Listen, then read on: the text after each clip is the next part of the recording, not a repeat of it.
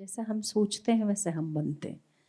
ये अधिकार किसी पशुओं को नहीं मिला हुआ, आपको मिला हुआ है कि जो आप सोचते हो वैसा आप बनते हो। क्यों?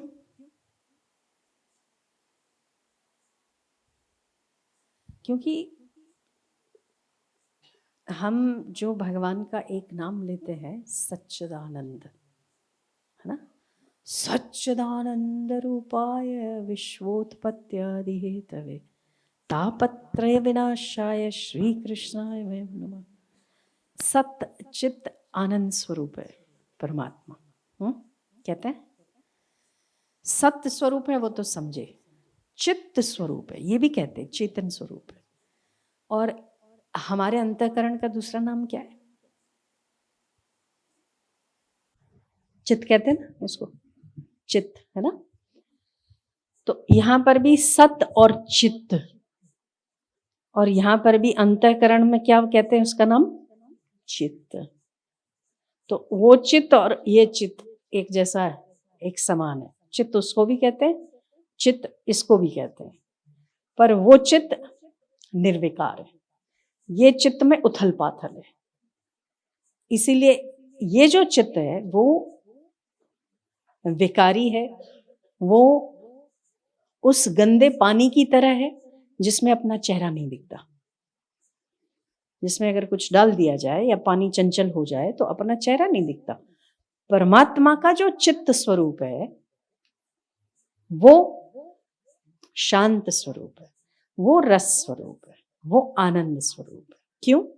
क्योंकि वो निर्विकार है। और हमारे चित्त में उथल पाथल बहुत है, तो ईश्वर ने अपना दूसरा नाम आपको भी दिया, सत चित्त आनंद। तो जो चित्त है वो चित्त और आपका चित्त सिमिलर है, पर वो चित्त शांत है तो चेतन है ना, और हमारा चित्त अशांत है तो चंचल है। उसका चेतन है और हमारा जड़ता की ओर अधिक झुकाव है, इसीलिए वो चंचल है। उसका सत्य स्वरूप की ओर अधिक झुकाव है, इसीलिए वो चेतन स्वरूप है। फर्क इतना सा है। इसीलिए कहते हैं कि हम और ईश्वर एक जैसे। एक जैसे कैसे हैं? ऐसे एक जैसे कि उसकी चेतनता हमारी चेतनता, उसका चित्त हमारा चित्त एक है। इसीलिए तो मैं आज मेरे चित्त में बड़े विचार उठ रहे थे, आज मेरा चित्त बड़ा चंचल हो रहा है। आज इसको मन कह दो, अंतःकरण कह दो, चित्त कह दो, स्फुरने कह दो, विचार कह दो, जो कुछ भी कह दो, ये एक मन का ही स्वरूप है, चित्त का ही स्वरूप है। तो चित्त जिसका शांत है वहां चेतनता है, वहां चेतन स्वरूप का रिफ्लेक्शन है। और जिसका चित्त जड़ता के साथ संबंध रखता है, जड़ता मतलब सांसारिक ऐसी वस्तुएं जो नाशवान है, तो जिसका लक्ष्य ईश्वर नहीं है, जिसका लक्ष्य आनंद नहीं है, जिसका लक्ष्य परमात्मा नहीं है, वो चित्त भारी होके जड़ होके डूबता चला जाता है। और जो चेतन है वो हल्का फुल्का रहता है, वो सत्य स्वरूप की ओर जिसकी रुचि है वो चेतन हो जाता है। जड़ता की ओर जिसकी रुचि है वो चित्त भारी होके चंचल हो जाता है। बस इतना सा फर्क है। इसलिए कहते भी है ना कि ईश्वर में और आप में ज्यादा भेद नहीं है,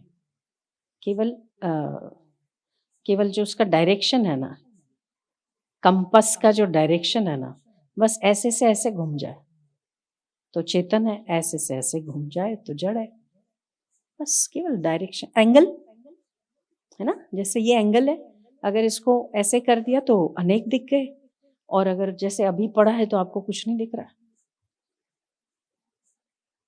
बस वो एंगल सेट करना आना चाहिए कि बहुत ज्यादा जड़ता की तरफ जिसका आकर्षण है, जिसकी रुचि है, तो वो फिर चित्त ही बन के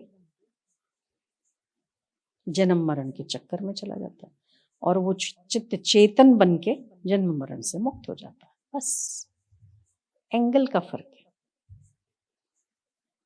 थोड़ा सा डायरेक्शन इधर से उधर हो जाए, हो गया, उतनी सी बात है। लगता है कि बहुत टफ है नहीं, है नहीं, लगता है। है नहीं।